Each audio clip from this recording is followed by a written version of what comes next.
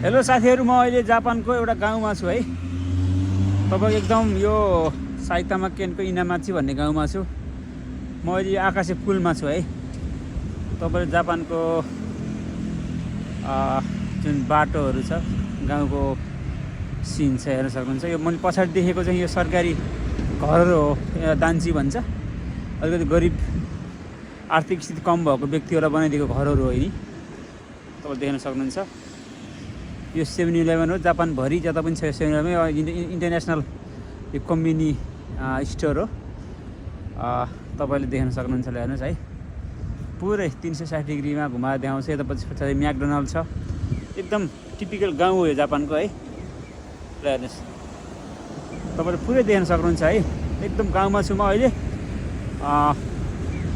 जति पनि यो भिडियो हेर्नुभएको छ, कहाँबाट हेर्नुभएको छ कमेन्ट गर्नु होला। ल हेर्नुस्, एकदम सफा छ, सुन्दर छ, आकर्षक छ है। अहिले धेरै विदेशीहरू जापानमा पढ्नु भएको छ। करिब 40 लाख भन्दा बढी धेरै विदेशीहरू छ र 3 लाखको हाराहारीमा नेपालीहरू हुनुहुन्छ र धेरै भिजामा आउनु भएको छ।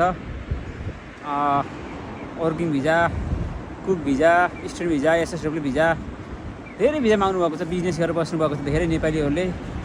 अलिकति अगाडि इन्डियन रेस्टुरेन्टहरू पनि छ। तपाईले पुरै टिपिकल गाउँको भिडियो देखाउँदैछु मैले है। ल हेर्नुस्, अत्यन्त आकर्षक छ। यो मैले पछाडिमा देखाउँछु 7-11 छ यो। ल हेर्नुस्। ल सबैजना नमस्कार है, जहाँबाट हेर्नुहुन्छ। खुसी रहनु होला र सबैलाई खुसी राख्नु होला भन्न चाहन्छु। ल यो जापानको एकदम टिपिकल गाउँ है। एकदम टिपिकल गाउँ, तर पनि सबै सुविधा सम्पन्न छ। र सबैजनालाई जापानबाट कोन्निचिवा।